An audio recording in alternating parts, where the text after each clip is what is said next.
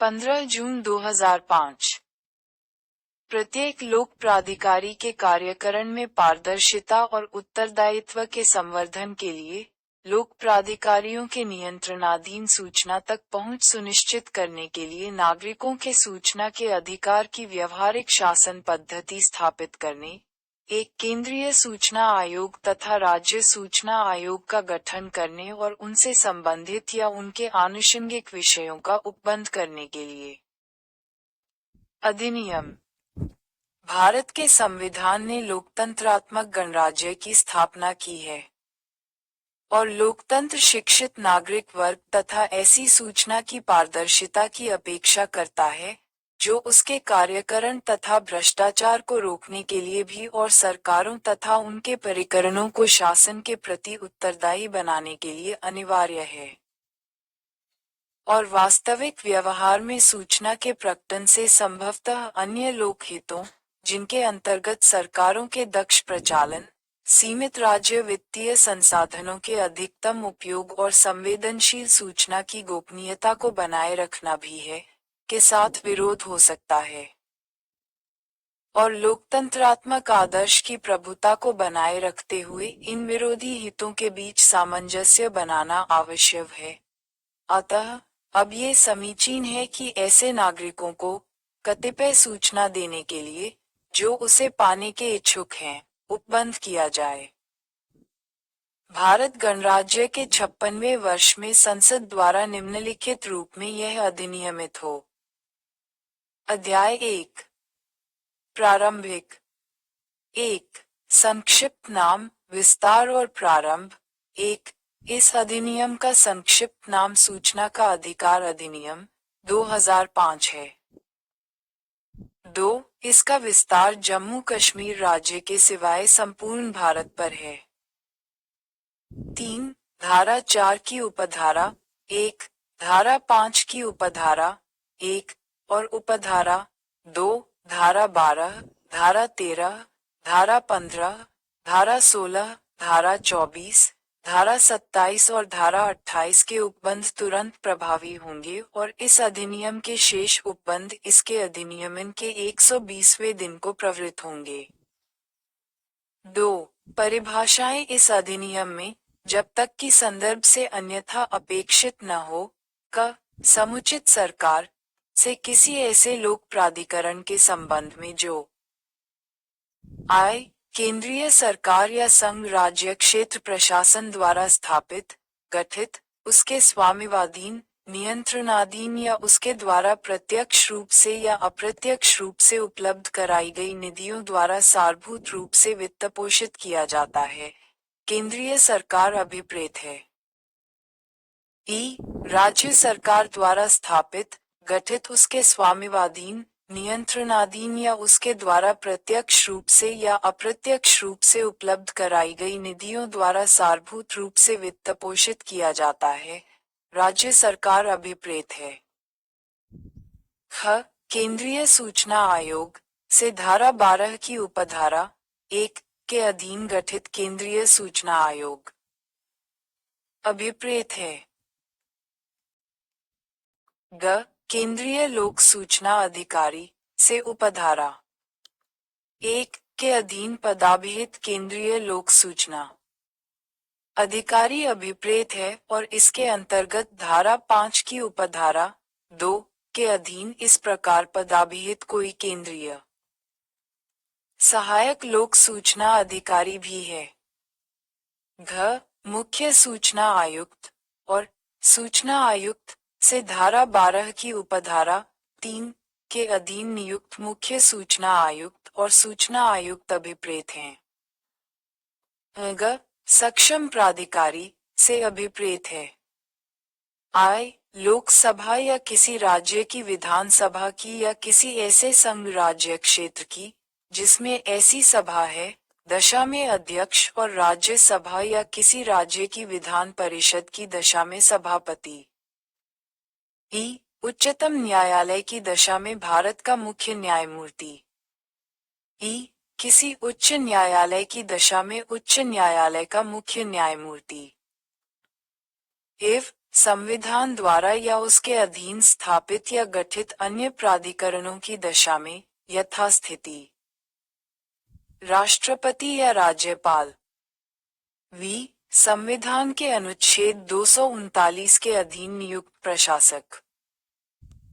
च सूचना से किसी इलेक्ट्रॉनिक रूप में धारित अभिलेख, दस्तावेज, ज्ञापन, ईमेल, मत, सलाह, प्रेस विज्ञप्ति, परिपत्र, आदेश, लॉगबुक, संविदा, रिपोर्ट, कागजपत्र, नमूने, मॉडल, आंकड़ों संबंधी सामग्री और किसी प्राइवेट निकाय से संबंधित ऐसी सूचना सहित, जिस तक तत्समय प्रवृत्त किसी अन्य विधि के अधीन किसी लोक प्राधिकारी की पहुंच हो सकती है, किसी रूप में कोई सामग्री अभिप्रेत है।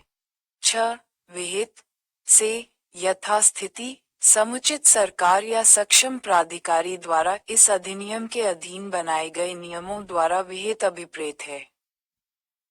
ज लोक प्राधिकारी से। क संविधान द्वारा या उसके अधीन। ख संसद द्वारा बनाई गई किसी अन्य विधि द्वारा। ग राज्य विधानमंडल द्वारा बनाई गई किसी अन्य विधि द्वारा। घ समुचित सरकार द्वारा जारी की गई अधिसूचना या किए गए आदेश द्वारा स्थापित या गठित कोई प्राधिकारी या निकाय या स्वायत्त सरकारी संस्था अभिप्रेत है, और इसके अंतर्गत आय कोई ऐसा निकाय है जो समुचित सरकार के स्वामित्वाधीन, नियंत्रणाधीन या उसके द्वारा प्रत्यक्ष या अप्रत्यक्ष रूप से उपलब्ध कराई गई निधियों द्वारा सारभूत रूप से वित्त पोषित है। ई कोई ऐसा गैर सरकारी संगठन है जो समुचित सरकार द्वारा प्रत्यक्ष या अप्रत्यक्ष रूप से उपलब्ध कराई गई निधियों द्वारा सारभूत रूप से वित्त पोषित है। ज अभिलेख में निम्नलिखित सम्मिलित हैं। क कोई दस्तावेज, पांडुलिपि और फाइल। ख किसी दस्तावेज की कोई माइक्रोफिल्म, माइक्रोफिशे और प्रतिकृति प्रति हो या न हो, और सी ऐसी माइक्रोफिल्म में एम्बेडेड छवि या छवियों का पुनरुत्पादन, चाहे उन्नत रूप में। घ किसी कंप्यूटर द्वारा या किसी अन्य युक्ति द्वारा उत्पादित कोई अन्य सामग्री। न्य सूचना का अधिकार से इस अधिनियम के अधीन पहुंच योग्य सूचना का, जो किसी लोक प्राधिकारी द्वारा या उसके नियंत्रणाधीन धारित है, अधिकार अभिप्रेत है और जिसमें निम्नलिखित का अधिकार सम्मिलित है। आय कृति, दस्तावेजों, अभिलेखों का निरीक्षण। ई दस्तावेजों या अभिलेखों के टिप्पण, उद्धरण या प्रमाणित प्रतिलिपि लेना। ई सामग्री के प्रमाणित नमूने लेना। एव Diskit, floppy, tape, video cassette के रूप में या किसी अन्य इलेक्ट्रॉनिक रीति में या प्रिंटआउट के माध्यम से सूचना को, जहां ऐसी सूचना किसी कंप्यूटर या किसी अन्य युक्ति में भंडारित है, अभिप्राप्त करना। ट राज्य सूचना आयोग से धारा 15 की उपधारा 1 के अधीन गठित राज्य सूचना आयोग अभिप्रेत है। ठ राज्य मुख्य सूचना आयुक्त और राज्य सूचना आयुक्त से धारा 15 की उपधारा 3 के अधीन नियुक्त राज्य मुख्य सूचना आयुक्त और राज्य सूचना आयुक्त अभिप्रेत है। ड राज्य लोक सूचना अधिकारी से उपधारा 1 के अधीन पदाभिहित राज्य लोक सूचना अधिकारी अभिप्रेत है और इसके अंतर्गत धारा 5 की उपधारा 2 के अधीन उस रूप में पदाभिहित राज्य सहायक लोक सूचना अधिकारी भी है। ढ पर व्यक्ति से सूचना के लिए अनुरोध करने वाले नागरिक से भिन्न कोई व्यक्ति अभिप्रेत है और इसके अंतर्गत कोई लोक प्राधिकारी भी है। अध्याय 2 सूचना का अधिकार और लोक प्राधिकारियों की बाध्यताएं। 3 सूचना का अधिकार इस अधिनियम के उपबंधों के अधीन रहते हुए सभी नागरिकों को सूचना का अधिकार होगा। 4 लोक प्राधिकारियों की बाध्यताएं। एक, प्रत्येक लोक प्राधिकारी क अपने सभी अभिलेखों को सम्यक रूप से सूचीपत्रित और अनुक्रमणिकाबद्ध ऐसी रीति और रूप में रखेगा, जो इस अधिनियम के अधीन सूचना के अधिकार को सुकम बनाता है और सुनिश्चित करेगा कि ऐसे सभी अभिलेख, जो कंप्यूटरीकृत किए जाने के लिए समुचित हैं, युक्तियुक्त समय के भीतर और संसाधनों की उपलब्धता के अधीन रहते हुए, कंप्यूटरीकृत और विभिन्न प्रणालियों पर संपूर्ण देश में नेटवर्क के माध्यम से संबद्ध हैं, जिससे कि ऐसे अभिलेख तक पहुंच को सुकम बनाया जा सके। ख इस अधिनियम के अधिनियमन से 120 दिन के भीतर आय अपने संगठन की विशिष्टियां, कृत्य और कर्तव्य। ई अपने अधिकारियों और कर्मचारियों की शक्तियां और कर्तव्य। ई विनिश्चय करने की प्रक्रिया में पालन की जाने वाली प्रक्रिया जिसमें पर्यवेक्षण और उत्तरदायित्व के माध्यम सम्मिलित हैं। एव अपने कृत्यों के निर्वहन के लिए स्वयं द्वारा स्थापित मानदंड। वी अपने द्वारा या अपने नियंत्रणाधीन धारित या अपने कर्मचारियों द्वारा अपने कृत्यों के निर्वहन के लिए प्रयोग किए गए नियम, विनियम, अनुदेश, निर्देशिका और अभिलेख। वी ऐसे दस्तावेजों के, जो उसके द्वारा धारित या उसके नियंत्रणाधीन हैं, प्रवर्गों का विवरण। वी किसी व्यवस्था की विशिष्टियां, जो उसकी नीति की संरचना या उसके कार्यान्वयन के संबंध में जनता के सदस्यों से परामर्श के लिए या उनके द्वारा अभ्यावेदन के लिए विद्यमान हैं। वी ऐसे बोर्ड, परिषदों, समितियों और अन्य निकायों के, जिनमें 2 या अधिक व्यक्ति हैं, जिनका उसके भागरूप में या इस बारे में सलाह देने के प्रयोजन के लिए गठन किया गया है, और इस बारे में कि क्या उन बोर्ड, परिषदों, समितियों और अन्य निकायों की बैठकें जनता के लिए खुली होंगी या ऐसी बैठकों के कार्यवृत्त तक जनता की पहुंच होगी। विवरण। एक्स अपने अधिकारियों और कर्मचारियों की निर्देशिका। एक्स अपने प्रत्येक अधिकारी और कर्मचारी द्वारा प्राप्त मासिक पारिश्रमिक, जिसके अंतर्गत प्रतिक की प्रणाली भी है, जो उसके विनियमों में यथाबंधित हो। शी सभी योजनाओं, प्रस्तावित व्ययों और किए गए संवितरणों पर रिपोर्टों की विशिष्टियां उपदर्शित करते हुए अपने प्रत्येक अभिकरण को आवंटित बजट।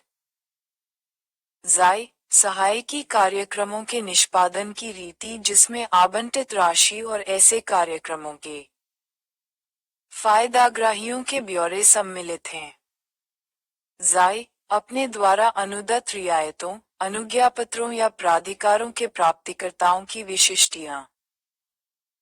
XIV किसी इलेक्ट्रॉनिक रूप में सूचना के संबंध में ब्यौरे, जो उसको उपलब्ध हों या उसके द्वारा धारित हों। XV सूचना अभिप्राप्त करने के लिए नागरिकों को उपलब्ध सुविधाओं की विशिष्टियां, जिनमें किसी पुस्तकालय या वाचन कक्ष के, यदि लोक उपयोग के लिए अनुरक्षित हैं तो, कार्यकरण घंटे सम्मिलित हैं।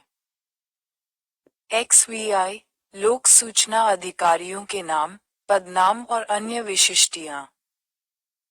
XVII ऐसी अन्य सूचना, जो विहित की जाए, प्रकाशित करेगा और तत्पश्चात इन प्रकाशनों को प्रत्येक वर्ष में अद्यतन करेगा। ग महत्वपूर्ण नीतियों की विरचना करते समय या ऐसे विनिश्चयों की घोषणा करते समय, जो जनता को प्रभावित करते हों, सभी सुसंगत तथ्यों को प्रकाशित करेगा। घ प्रभावित व्यक्तियों को अपने प्रशासनिक या न्यायिक कल्प विनिश्चयों के लिए कारण उपलब्ध कराएगा। 2 प्रत्येक लोक अधिकारी का निरंतर यह प्रयास होगा कि वह उपधारा 1 के खंड ख की अपेक्षाओं के अनुसार स्वप्रेरणा से जनता को नियमित अंतरालों पर संसूचना के विभिन्न साधनों के माध्यम से, जिनके अंतर्गत इंटरनेट भी है, इतनी अधिक सूचना उपलब्ध कराने के लिए उपाय करे जिससे कि जनता को सूचना प्राप्त करने के लिए इस अधिनियम का कम से कम अवलंब लेना पड़े। 3 उपधारा 1 के प्रयोजन के लिए प्रत्येक सूचना को विस्तृत रूप से और ऐसे प्रारूप और रीति में प्रसारित किया जाएगा जो जनता के लिए सहज रूप से पहुंच योग्य हो। 4. सभी सामग्री को लागत प्रभावशीलता, स्थानीय भाषा और उस क्षेत्र में संसूचना की अत्यंत प्रभावी पद्धति को ध्यान में रखते हुए प्रसारित किया जाएगा तथा सूचना यथास्थिति केंद्रीय लोक सूचना अधिकारी या राज्य लोक सूचना अधिकारी के पास इलेक्ट्रॉनिक रूप में संभव सीमा तक निःशुल्क या माध्यम की ऐसी लागत पर या ऐसी मुद्रण लागत कीमत पर जो विहित की जाए सहज रूप से पहुंच योग्य होनी चाहिए। स्पष्टीकरण उपधारा 3 और उपधारा 4 के प्रयोजनों के लिए प्रसारित से सूचना पट्टों, समाचार पत्रों, लोक उद्घोषणाओं, मीडिया प्रसारणों, इंटरनेट या किसी अन्य माध्यम से जिसमें किसी लोक प्राधिकारी के कार्यालयों का निरीक्षण सम्मिलित है, जनता को सूचना की जानकारी देना या संसूचित कराना अभिप्रेत है। 5. लोक सूचना अधिकारियों का पदनाम 1. प्रत्येक लोक प्राधिकारी इस अधिनियम के अधिनियमन के 100 दिन के भीतर सभी प्रशासनिक एककों या उसके अधीन कार्यालयों में यथास्थिति केंद्रीय लोक सूचना अधिकारियों या राज्य लोक सूचना अधिकारियों के रूप में उतने अधिकारियों को अभिहित करेगा जितने इस अधिनियम के अधीन सूचना के लिए अनुरोध करने वाले व्यक्तियों को सूचना प्रदान करने के लिए आवश्यक हों। 2.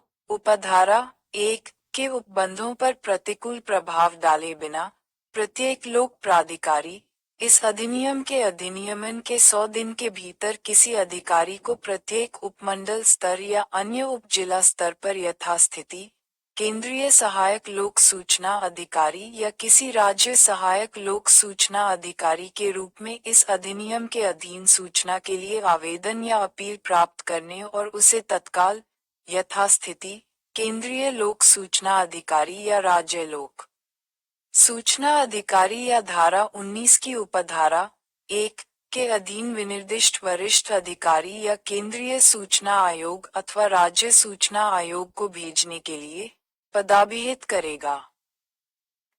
परंतु ये कि जहां सूचना या अपील के लिए कोई आवेदन यथास्थिति किसी केंद्रीय सहायक लोक सूचना अधिकारी या किसी राज्य सहायक लोक सूचना अधिकारी को दिया जाता है, वहां धारा 7 की उपधारा 1 के अधीन विनिर्दिष्ट उत्तर के लिए अवधि की संगणना करने में 5 दिन की अवधि जोड़ दी जाएगी। 3. यथास्थिति प्रत्येक केंद्रीय लोक सूचना अधिकारी या राज्य लोक सूचना अधिकारी सूचना की मांग करने वाले व्यक्तियों के अनुरोधों पर कार्रवाई करेगा और ऐसी सूचना की मांग करने वाले व्यक्तियों को युक्तियुक्त सहायता प्रदान करेगा। 4. यथास्थिति केंद्रीय लोक सूचना अधिकारी ऐसे किसी अन्य अधिकारी की सहायता की मांग कर सकेगा जिसे वह अपने कृत्यों के समुचित निर्वहन के लिए आवश्यक समझे। 5. कोई अधिकारी जिसकी उपधारा 4 के अधीन सहायता चाही गई है, उसकी सहायता चाहने वाले यथास्थिति केंद्रीय लोक सूचना अधिकारी या राज्य लोक सूचना अधिकारी को सभी सहायता प्रदान करेगा और इस अधिनियम के उपबंधों के किसी उल्लंघन के प्रयोजनों के लिए ऐसे अन्य अधिकारी को यथास्थिति केंद्रीय लोक सूचना अधिकारी या राज्य लोक सूचना अधिकारी समझा जाएगा। 6. सूचना अभिप्राप्त करने के लिए अनुरोध 1. कोई व्यक्ति जो इस अधिनियम के अधीन कोई सूचना अभिप्राप्त करना चाहता है, लिखित में या इलेक्ट्रॉनिक युक्ति के माध्यम से अंग्रेजी या हिंदी में या उस क्षेत्र की जिसमें आवेदन किया जा रहा है, राजभाषा में ऐसी फीस के साथ जो विहित की जाए। क. संबंधित लोक प्राधिकरण के यथास्थिति केंद्रीय लोक सूचना अधिकारी या राज्य लोक सूचना अधिकारी। ख. यथास्थिति केंद्रीय सहायक लोक सूचना अधिकारी या राज्य सहायक लोक सूचना अधिकारी को उसके द्वारा मांगी गई सूचना की विशिष्टियां विनिर्दिष्ट करते हुए अनुरोध करेगा। परंतु जहां ऐसा अनुरोध लिखित में नहीं किया जा सकता है, वहां यथास्थिति केंद्रीय लोक सूचना अधिकारी या राज्य लोक सूचना अधिकारी अनुरोध करने वाले व्यक्ति को सभी युक्तियुक्त सहायता मौखिक रूप से देगा, जिससे कि उसे लेखबद्ध किया जा सके। 2. सूचना के लिए अनुरोध करने वाले आवेदक से सूचना का अनुरोध करने के लिए किसी कारण को या किसी अन्य व्यक्तिगत ब्यौरे को, सिवाय उसके जो उससे संपर्क करने के लिए आवश्यक हो, देने की अपेक्षा नहीं की जाएगी। है 3. जहां कोई आवेदन किसी लोक प्राधिकारी को किसी ऐसी सूचना के लिए अनुरोध करते हुए किया जाता आय जो किसी अन्य लोक प्राधिकारी द्वारा धारित है, या जिसकी विषय वस्तु किसी अन्य लोक प्राधिकारी के कृत्यों से अधिक निकट रूप से संबंधित है। वहां वह लोक प्राधिकारी जिसको ऐसा आवेदन किया जाता है, ऐसे आवेदन या उसके ऐसे भाग को, जो समुचित हो, उस अन्य लोक प्राधिकारी को अंतरित करेगा और ऐसे अंतरण के बारे में आवेदक को तुरंत सूचना देगा। परंतु ये कि इस उपधारा के अनुसरण में किसी आवेदन का अंतरण यथासाध्य शीघ्रता से किया जाएगा, किंतु किसी भी दशा में आवेदन की प्राप्ति की तारीख से 5 दिनों के पश्चात नहीं किया जाएगा। 7. अनुरोध का निपटारा 1. धारा 5 की उपधारा 2 के परंतुक या धारा 6 की उपधारा 3 के परंतुक के अधीन रहते हुए, धारा 6 के अधीन अनुरोध के प्राप्त होने पर यथास्थिति केंद्रीय लोक सूचना अधिकारी या राज्य लोक सूचना अधिकारी यथासंभव शीघ्रता से और किसी भी दशा में अनुरोध की प्राप्ति के 30 दिन के भीतर ऐसी फीस के संदाय पर जो विहित की जाए, या तो सूचना उपलब्ध कराएगा या धारा 8 और धारा 9 में विनिर्दिष्ट कारणों में से किसी कारण से अनुरोध को अस्वीकार करेगा। परंतु जहां मांगी गई जानकारी का संबंध किसी व्यक्ति के जीवन या स्वतंत्रता से है, वहां वह अनुरोध प्राप्त होने के 48 घंटे के भीतर उपलब्ध कराई जाएगी। 2. यदि यथास्थिति केंद्रीय लोक सूचना अधिकारी या राज्य लोक सूचना अधिकारी उपधारा 1 के अधीन विनिर्दिष्ट अवधि के भीतर सूचना के लिए अनुरोध पर विनिश्चय करने में असफल रहता है, तो यथास्थिति केंद्रीय लोक सूचना अधिकारी या राज्य लोक सूचना अधिकारी के बारे में ये समझा जाएगा कि उसने अनुरोध को नामंजूर कर दिया है।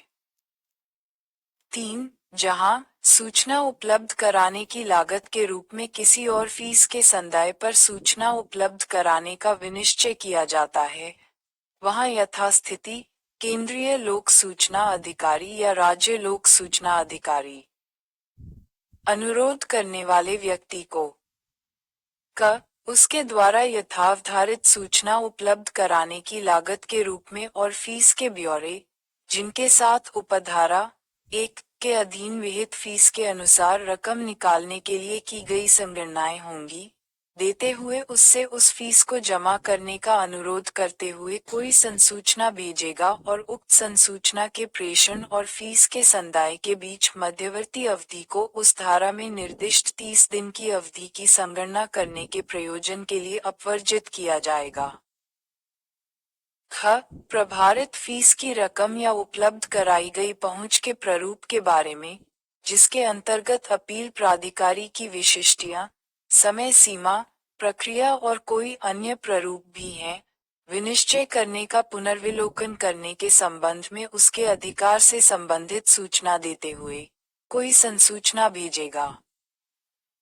4. जहां इस अधिनियम के अधीन अभिलेख या उसके किसी भाग तक पहुंच अपेक्षित है और ऐसा व्यक्ति जिसको पहुंच उपलब्ध कराई जानी है, संवेदनात्मक रूप से निःशक्त है, वहां यथास्थिति केंद्रीय लोक सूचना अधिकारी या राज्य लोक सूचना अधिकारी सूचना तक पहुंच को समर्थ बनाने के लिए सहायता उपलब्ध कराएगा, जिसमें निरीक्षण के लिए ऐसी सहायता कराना भी सम्मिलित है जो समुचित हो। 5. जहां सूचना तक पहुंच मुद्रित या किसी इलेक्ट्रॉनिक रूप विधान में उपलब्ध कराई जानी है, वहां आवेदक उपधारा 6 के अधीन रहते हुए ऐसी फीस का संदाय करेगा जो विहित की जाए।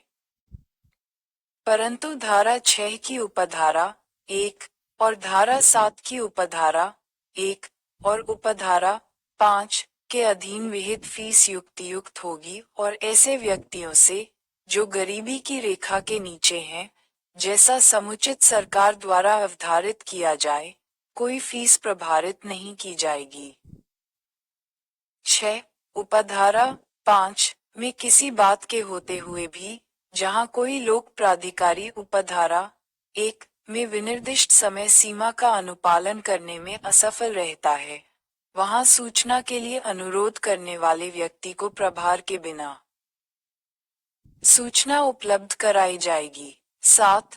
उपधारा 1 के अधीन कोई विनिश्चय करने से पूर्व यथास्थिति केंद्रीय लोक सूचना अधिकारी या राज्य लोक सूचना अधिकारी धारा 11 के अधीन पर व्यक्ति द्वारा किए गए अभ्यावेदन को ध्यान में रखेगा। 8.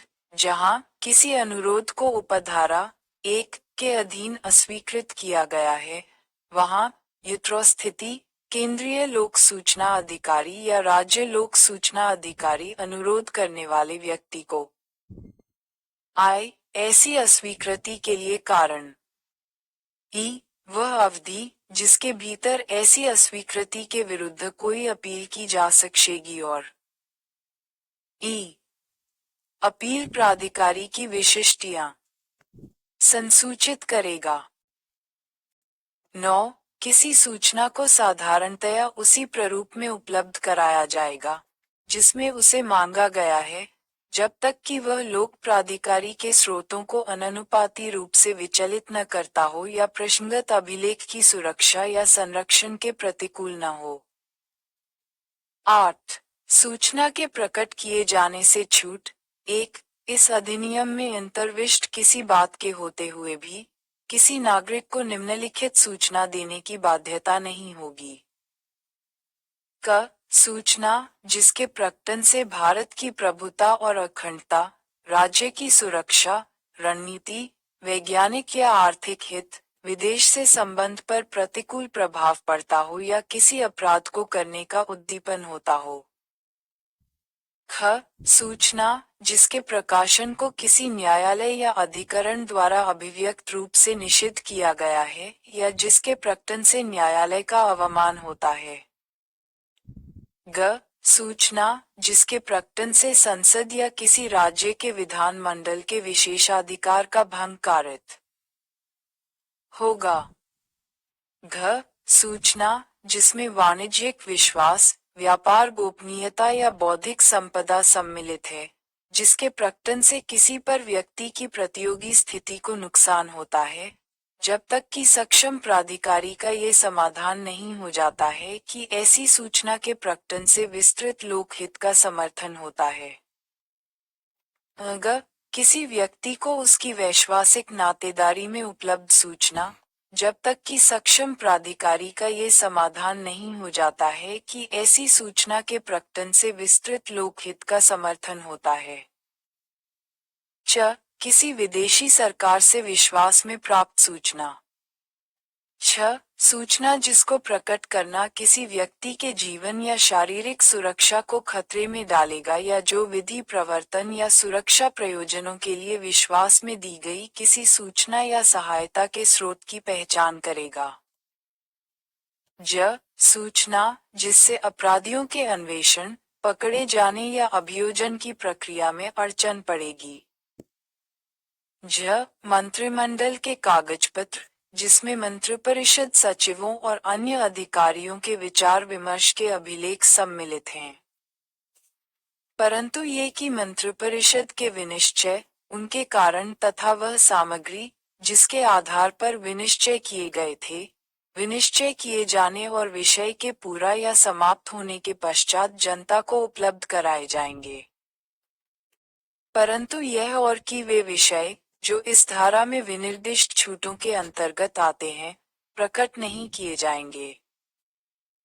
न्य. सूचना जो व्यक्तिगत सूचना से संबंधित है, जिसका प्रकटन किसी लोक क्रियाकलाप या हित से संबंध नहीं रखता है या जिससे व्यष्टि की एकांतता पर अनावश्यक अतिक्रमण होगा, जब तक कि यथास्थिति केंद्रीय लोक सूचना अधिकारी या राज्य लोक सूचना अधिकारी या अपील प्राधिकारी का ये समाधान नहीं हो जाता है कि ऐसी सूचना का प्रकटन विस्तृत लोकहित में न्यायोचित है। परंतु ऐसी सूचना के लिए, जिसको यथास्थिति संसद या किसी राज्य विधानमंडल को देने से इनकार नहीं किया जा सकता है, किसी व्यक्ति को इनकार नहीं किया जा सकेगा।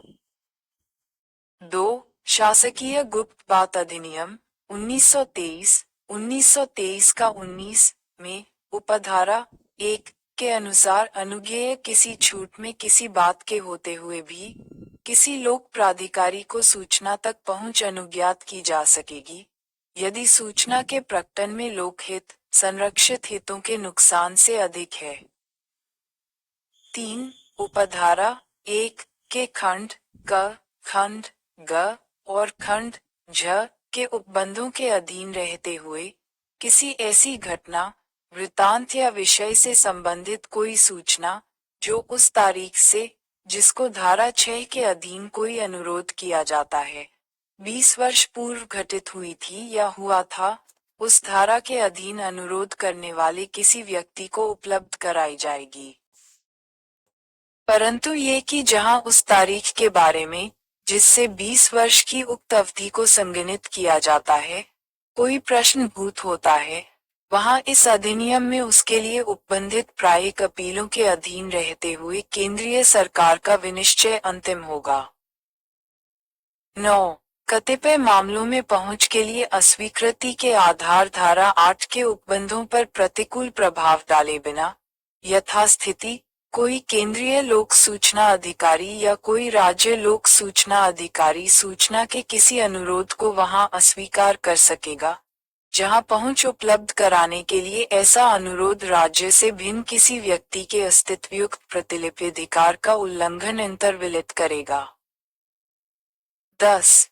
पृथक्करणीयता 1 जहां सूचना तक पहुंच के अनुरोध को इस आधार पर अस्वीकार किया जाता है कि वह ऐसी सूचना के संबंध में है, जो प्रकट किए जाने से छूट प्राप्त है, वहां इस अधिनियम में किसी बात के होते हुए भी पहुंच अभिलेख के उस भाग तक उपलब्ध कराई जा सकेगी जिसमें कोई ऐसी सूचना अंतर्विष्ट नहीं है, जो इस अधिनियम के अधीन प्रकट किए जाने से छूट प्राप्त है और जो किसी ऐसे भाग से, जिसमें छूट प्राप्त सूचना अंतर्विष्ट है, युक्तियुक्त रूप से पृथक की जा सकती है। 2. जहां उपधारा 1 के अधीन अभिलेख के किसी भाग तक पहुंच अनुदत्त की जाती है, वहां यथास्थिति केंद्रीय लोक सूचना अधिकारी या राज्य लोक सूचना अधिकारी निम्नलिखित सूचना देते हुए आवेदक को एक सूचना देगा कि क अनुरोध किए गए अभिलेख का केवल एक भाग ही उस अभिलेख से उस सूचना को, जो प्रकटन से छूट प्राप्त है, पृथक करने के पश्चात उपलब्ध कराया जा रहा है। ख विनिश्चय के लिए कारण, जिनके अंतर्गत तथ्य के किसी महत्वपूर्ण प्रश्न पर उस सामग्री के प्रति, जिस पर वे निष्कर्ष आधारित थे, निर्देश करते हुए कोई निष्कर्ष भी हैं। ग विनिश्चय करने वाले व्यक्ति का नाम और पदनाम। घ उसके द्वारा संगणित फीस के ब्यौरे और फीस की वह रकम जिसकी आवेदक से निक्षेप करने की अपेक्षा की जाती है। और ग सूचना के भाग को प्रकट न किए जाने के संबंध में विनिश्चय के पुनर्विलोकन के बारे में उसके अधिकार प्रभारित फीस की रकम या उपलब्ध कराया गया पहुंच का प्रारूप, जिसके अंतर्गत यथास्थिति धारा 19 की उपधारा 1 के अधीन विनिर्दिष्ट वरिष्ठ अधिकारी या केंद्रीय सूचना अधिकारी या राज्य सूचना अधिकारी की विशिष्टियां, समय सीमा, प्रक्रिया और कोई अन्य पहुंच का प्रारूप भी है।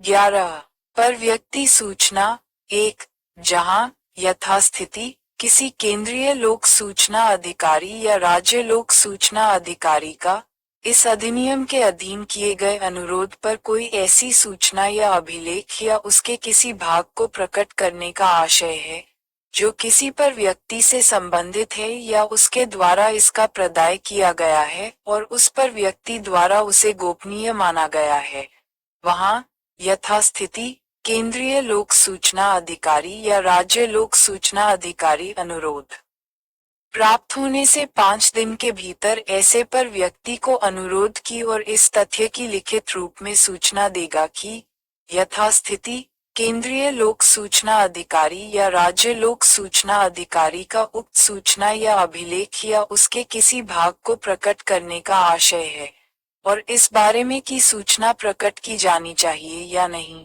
लिखित में या मौखिक रूप से निवेदन करने के लिए पर व्यक्ति को आमंत्रित करेगा तथा सूचना के प्रकटन के बारे में कोई विनिश्चय करते समय पर व्यक्ति के ऐसे निवेदन को ध्यान में रखा जाएगा।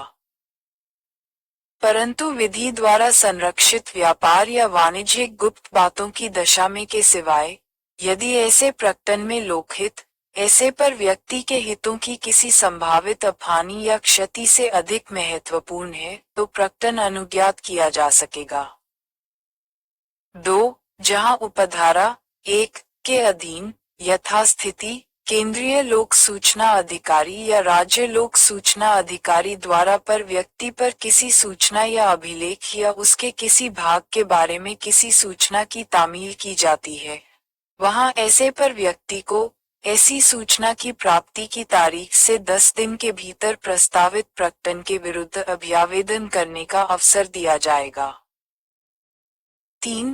धारा 7 में किसी बात के होते हुए भी यथास्थिति केंद्रीय लोक सूचना अधिकारी या राज्य लोक सूचना अधिकारी धारा 6 के अधीन अनुरोध प्राप्त होने के पश्चात 40 दिन के भीतर यदि पर व्यक्ति को उपधारा 2 के अधीन अभ्यावेदन करने का अवसर दे दिया गया है, तो इस बारे में विनिश्चय करेगा कि उक्त सूचना या अभिलेख या उसके भाग का प्रकटन किया जाए या नहीं और अपने विनिश्चय की सूचना लिखित में पर व्यक्ति को देगा।